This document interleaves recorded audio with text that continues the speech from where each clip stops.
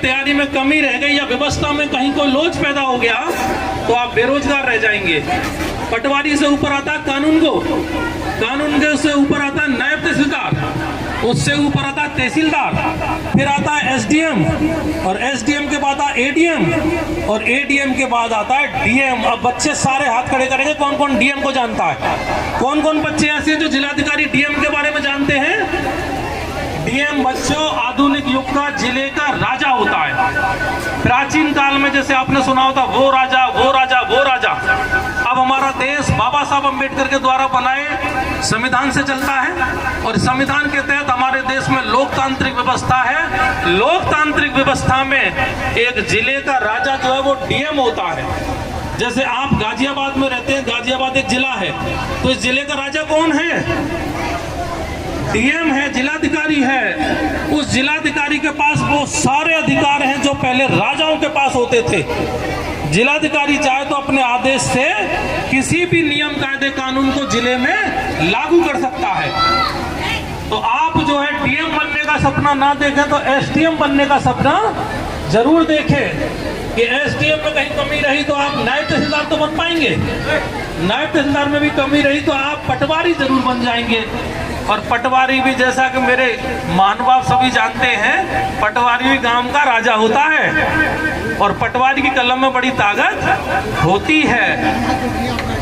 तो बच्चों इसी के साथ शिक्षित तो बनना ही है, शिक्षित बनने के साथ साथ चालाक बनना भी आजकल बहुत जरूरी हो गया है। आप शिक्षित तो बन गए पढ़ लिख के, लेकिन चालाक नहीं बने तो भी आप फेल हो जाएंगे। आप सभी बच्चों ने एकलव्य का उदाहरण जरूर सुना होगा। एकलव्य हमारा बहुत बड़ा योद्धा था, बहुजन समाज का नायक था, और उस समय उससे बड़ा नायक पूरे देश में कोई नहीं था। गुरु द्रोणाचार्य का नाम सुना होगा। गुरु द्रोणाचार्य थे, राजकुमारों को शिक्षा देते थे, उच्च कुलीन लोगों को शिक्षा देते थे। एकलव्य जब शिक्षा मांगने गया तो उसने अपनी कला दिखाई।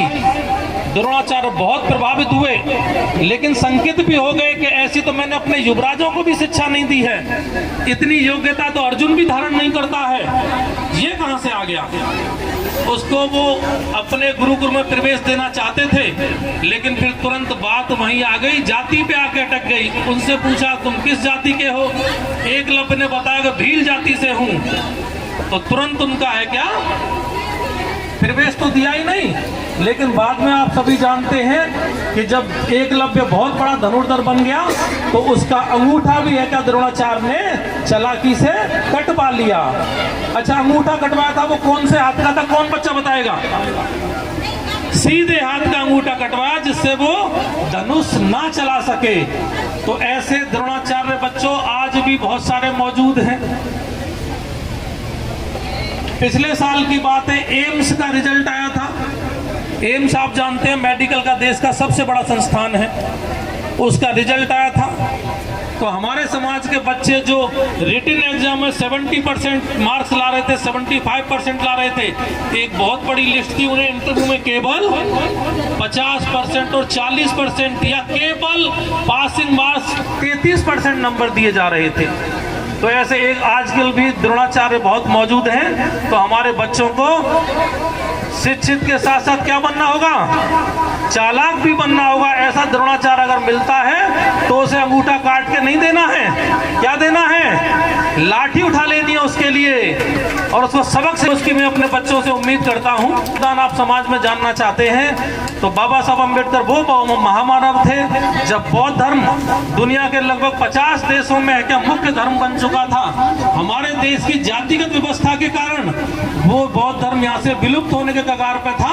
तो बाबा साहब अम्बेडकर वो महामानव थे जिन्होंने बौद्ध धर्म को यहाँ पर जिंदा किया, और प्रत्येक व्यक्ति को या प्रत्येक नागरिक को समानता का अधिकार दिया, चाहे वो पुरुष हो चाहे वो महिला हो। इसके बाद आज जयंती के अवसर पर मैं माननीय कांसीराम जी को भी याद करना चाहूंगा कि बाबा साहब अम्बेडकर का मिशन जब देश में विलुप्त होने को कगार पर था तो माननीय कांसीराम जी ने उस है क्या बाबा साहब के मिशन को जिंदा किया। इसी अवसर पर मैं अपनी शेरनी बहन कुमारी मायावती को भी याद करना चाहूंगा कि जब माननीय कांसीराम जो इन्होंने संघर्ष किया था, उस संघर्ष को जब अम्लीय जामा पहनाने का समय आया तो बहन कुमारी मायावती ने इस प्रदेश का, देश का जो सबसे बड़ा प्रदेश है, सबसे बड़ा सूबा है, उसकी 4 बार मुख्यमंत्री बनकर हमारे समाज को गौरवान्वित होने का मौका दिया। और ऐसे ऐसे स्मारक अपने समय में बनाए, ऐसी ऐसी योजनाएं लाई कि हमारा देश, हमारा समाज आज भी उन पर गौरव महसूस कर रहा है। आपने देखा होगा सभी ने, नोएडा में बहुत शानदार दलित प्रेरणा स्थल बहन जी ने बनवाया। लखनऊ में बहुत बड़ा अंबेडकर पार्क बहन जी ने बनवाया। तो मैं तो कहना चाहूंगा, अभी जो हमारी सत्ताधारी पार्टी है, नोएडा में 14 अप्रैल को कार्यक्रम कर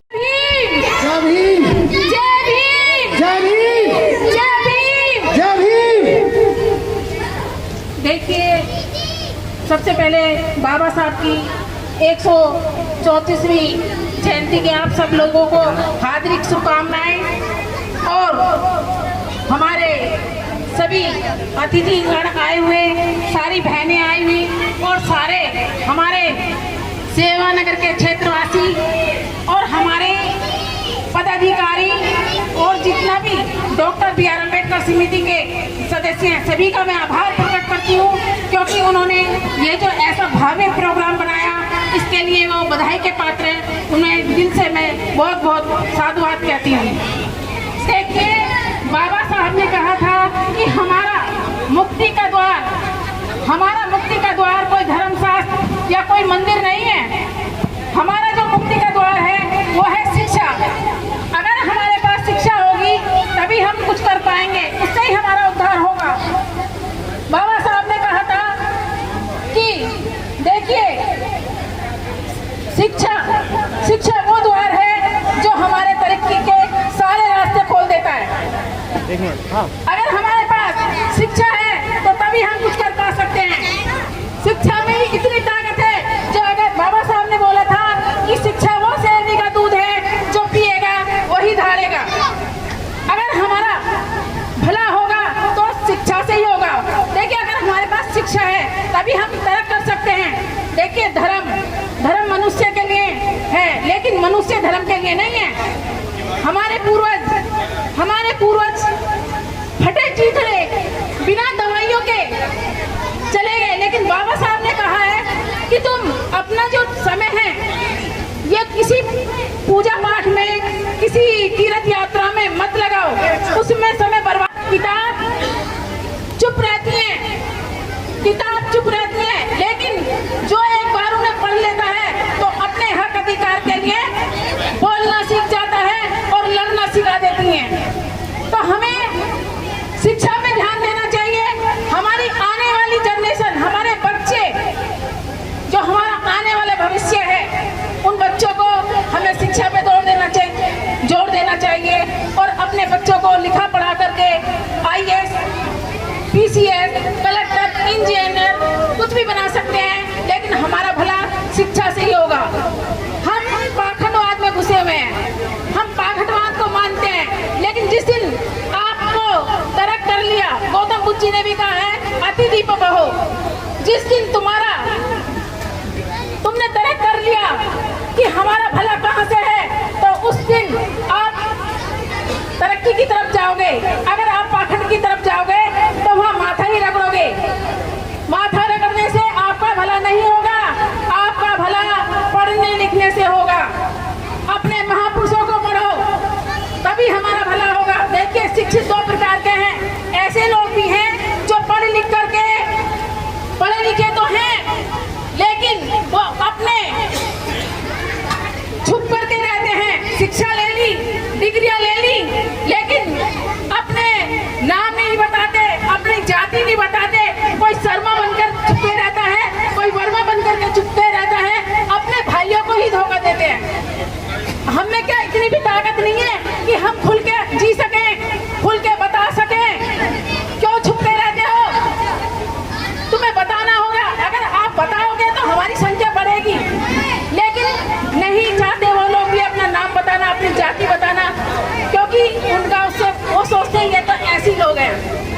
लेकिन जिस दिन तुमने अपना इतिहास पढ़ लिया उस दिन तुम्हें पता चलेगा कि हमारे महापुरुषों ने हमारे लिए क्या किया है। और हमारा देखिए अज्ञानता से हमारा भय बनता है, पैदा होता है। अज्ञानता से हमारा भय पैदा होता है और भय से हमें डर होता है। जिस दिन हमने अंधविश्वास और पाखंडवाद को खत्म कर दिया उस दिन हम तरक्की के रास्ते पर जाएंगे। बाबा साहब ने कहा कि तुम ज्ञानी बनो, अज्ञानी नहीं। इसी के साथ मैं सभी को पुनः दोबारा से नमो बुद्धाय, जय भीम और आपका सभी का धन्यवाद करती हूँ। जय भीम, जय भीम, जय भीम। बहुत बहुत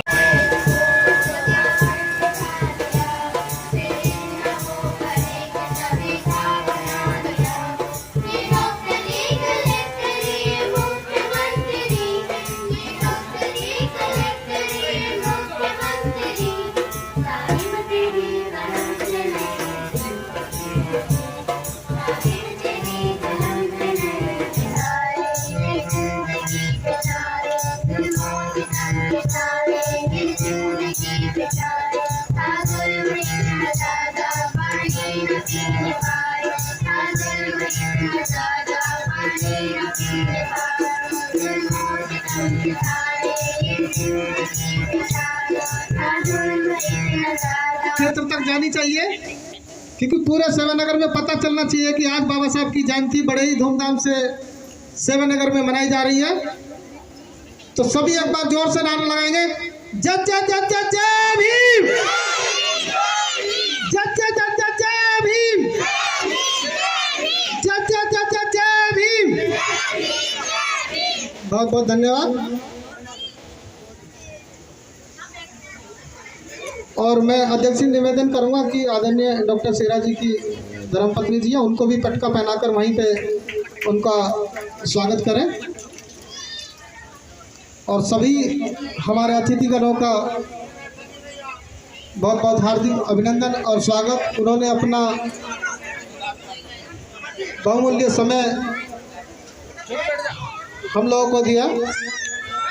कार्यक्रम की सफलता को तभी मिलती है जब दूर दूर तक कार्यक्रम का प्रचार प्रसार करते हैं।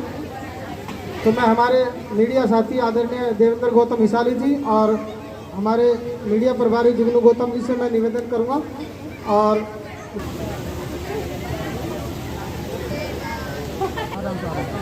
आभार और उनका साधुवाद कि उन्होंने अपना पूरा समय हमें दिया। और स्कूल के प्रबंधक राजेंद्र कुमार जी का भी बहुत बहुत साधुवाद कि जो हमेशा हमें सहयोग करते रहते हैं।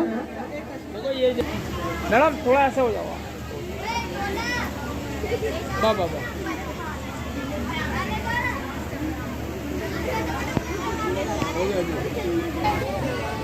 और ये माता जी हमारे पूर्व पार्षद देवेंद्र भारती जी की माता जी हैं। चेहरा ऊपर कपड़ा तो सभी एक बार जोर जोर ताली बजाकर माता जी का सम्मान।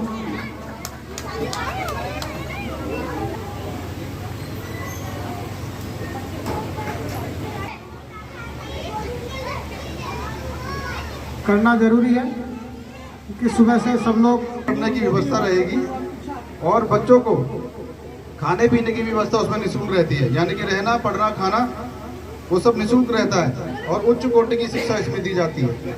ये जानकारी जो है आप अपने बच्चों तक जरूर बताएं, क्योंकि मुफ्त में अगर किसी गरीब बच्चे को शिक्षा मिल जाती है तो वो पता नहीं कलेक्टर बनकर या कुछ बनकर अपने समाज की सेवा करे।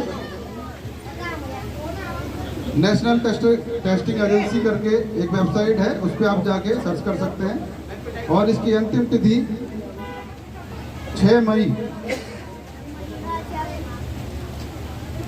नहीं, अंतिम तिथि इसकी 5 मई है और 15 अप्रैल से ये चल रहा है।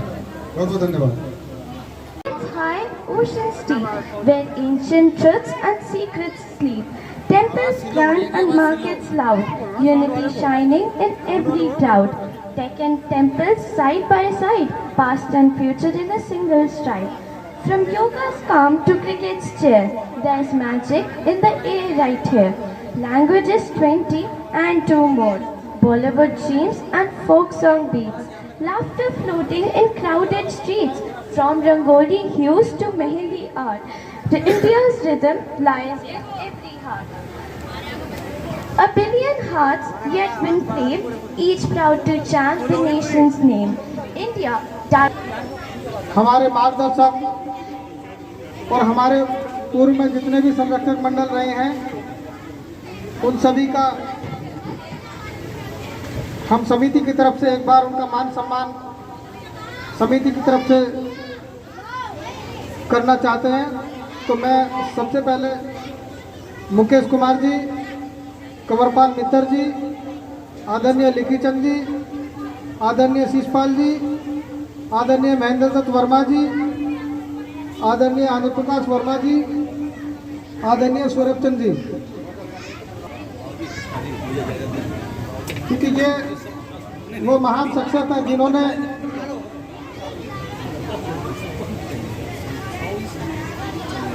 अपनी इतनी उम्र होने के बावजूद भी रात दिन समिति में लगे रहते हैं और रात दिन कार्य करते रहते हैं। और हम जी डॉक्टर संतराम सावजा जी, प्रमोद का और हमारे मार्गदर्शक को के लिए सभी एक बार जोरदार तालियां बजाकर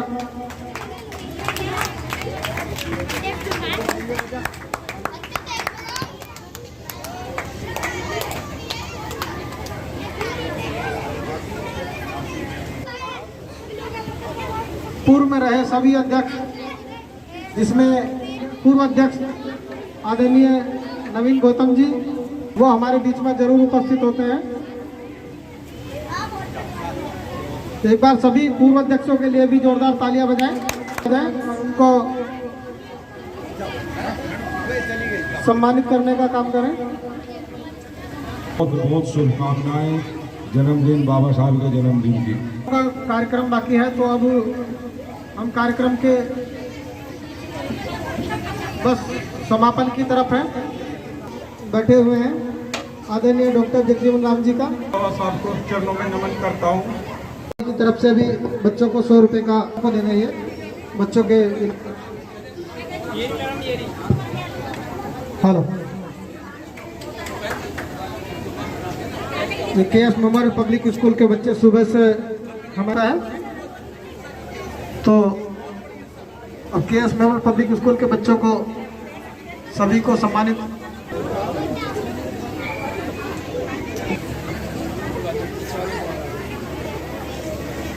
सभी बच्चों को सम्मानित करते हुए और एक बार सभी इन बच्चों के लिए जोरदार तालियां बजाएं। बहुत ही अच्छी परफॉर्मेंस इन पब्लिक स्कूल की प्रिंसिपल और उनके प्रबंधक आदरणीय राजेंद्र कुमार जी का और प्रिंसिपल कोमल शर्मा जी मंच पर आए सम्मान करते हुए। और मैडम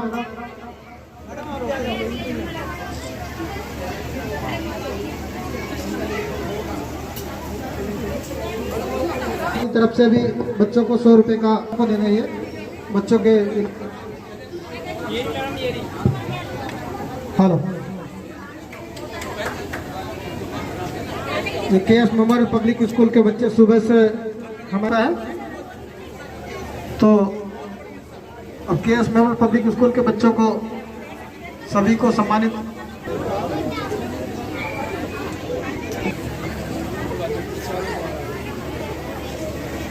सभी बच्चों को सम्मानित करते हुए और एक बार सभी इन बच्चों के लिए जोरदार तालियां बजाएं। बहुत ही अच्छी परफॉर्मेंस इन पब्लिक स्कूल की प्रिंसिपल और उनके प्रबंधक आदरणीय राजेंद्र कुमार जी का और प्रिंसिपल कोमल शर्मा जी मंच पर आए सम्मान करते हुए। और मैडम